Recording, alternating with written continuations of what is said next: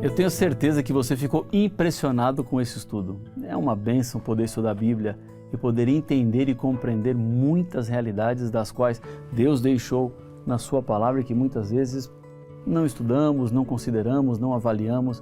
Por isso que a Bíblia é a palavra do Senhor que se renova todos os dias no nosso constante aprendizado e no nosso crescimento. Aqui no final da lição, do estudo 10, existem alguns fatos sobre a lei. E são esses fatos que eu gostaria de conversar com vocês neste momento. Primeiro, diz assim: Jesus guardou a lei. Como o autor da própria lei, Jesus, quando esteve aqui na terra, ele foi fiel e obedeceu toda a lei. Ele poderia não obedecer se o objetivo dele era estar aqui na terra para abolir a lei. Mas quando Jesus obedece e guarda toda a lei, ele estava dando o exemplo para que toda a humanidade também seguisse o seu modelo. Sendo assim, Deus espera que nós continuemos guardando toda a lei. Mas você pode dizer assim: pastor, mas não existe um ser humano na terra que consiga guardar toda a lei, porque somos pecadores. Em algum momento nós vamos desobedecer algum mandamento da lei. Sim, é verdade. Quando eu falo guardar toda a lei, eu estou falando da sua intenção do coração. O desejo que você tem de ser fiel à lei de Deus. Que deslizes acontecerão, todos nós sabemos. Somos pecadores e diante do nosso pecado podemos ir confiadamente aos braços do Senhor, que nos dará a restauração e nos dará também o perdão. Mas isso não quer dizer que você pode escolher alguns mandamentos da lei para obedecer e outros não. Isso não dá a você o direito de dizer que um mandamento é mais importante do que o outro.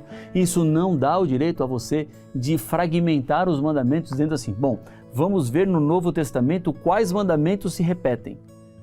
Mesmo porque todos os mandamentos do Antigo Testamento, dos 10 dias do 20, se repetem no Novo Testamento, inclusive o mandamento do sábado. Jesus guardou todos os mandamentos, guardou o sábado e por isso somos convidados a também guardarmos e obedecermos toda a lei. Quem guarda a lei conhece a Jesus, diz 1 João capítulo 2, versos 3 a 6. Conhecimento de Deus reflete-se em ações práticas. Não é a parte teórica apenas, mas é como você vive. Tem que praticar aquilo que você sabe.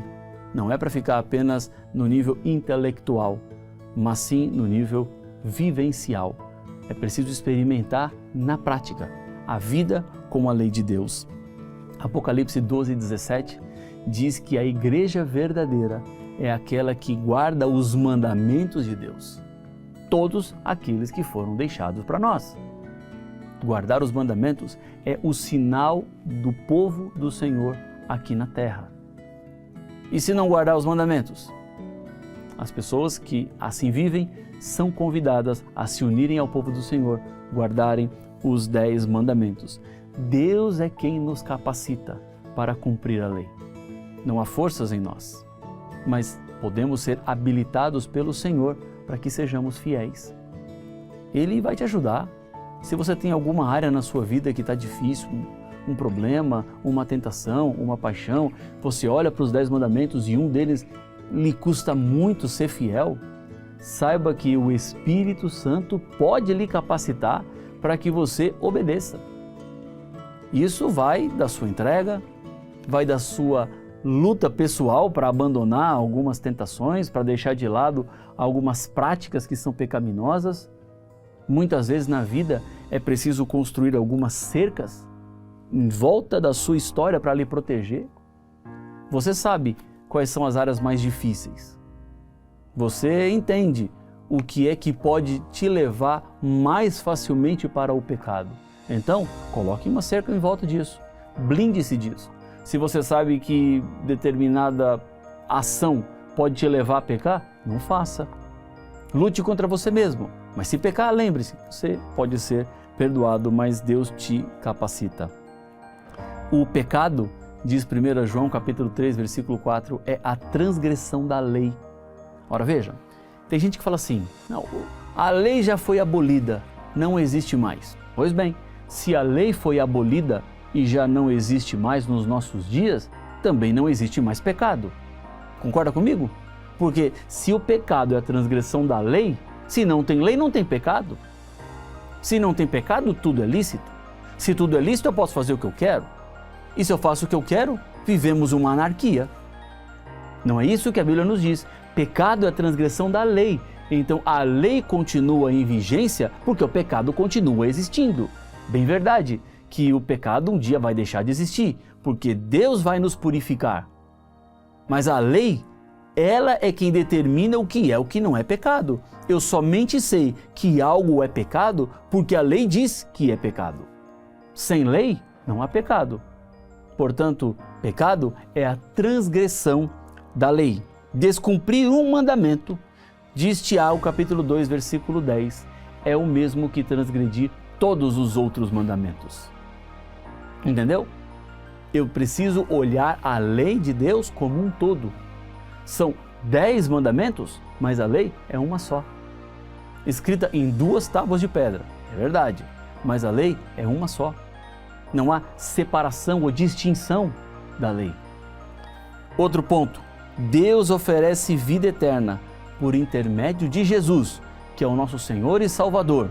Agora, quando eu aceito a salvação de Cristo, do qual eu não tenho mérito algum, do qual eu não posso fazer nada para alcançar a salvação, senão Cristo já fez na cruz do Calvário, Deus espera que a partir do momento que eu o recebo em minha vida, eu passe a viver agora uma vida de obediência. E obediência é o quê? A palavra do Senhor. Obediência ao Senhor, obediência à lei de Deus, viver de acordo e conforme a palavra do Senhor.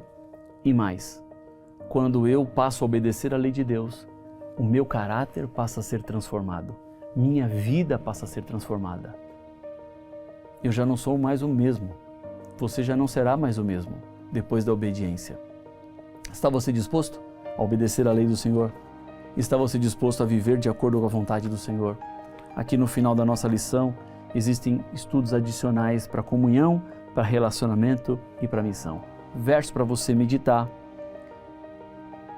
A parte de relacionamento para você comentar com seus amigos o que você tem aprendido sobre a lei de Deus. E a missão, aproveitar as oportunidades para compartilhar o amor e a graça de Cristo. Feche os seus olhos, vamos juntos orar. Senhor, Deus querido, Pai nosso, obrigado por esse estudo, obrigado por Tua presença, obrigado por Tua companhia. Ajuda-nos, Pai, a vivermos de acordo com aquilo que o Senhor nos revelou, para termos a experiência viva da salvação. Permanece ao nosso lado hoje e sempre, é o que eu peço em nome de Jesus. Amém. Bem, terminamos nosso estudo número 10, nos vemos para o estudo número 11. Até mais.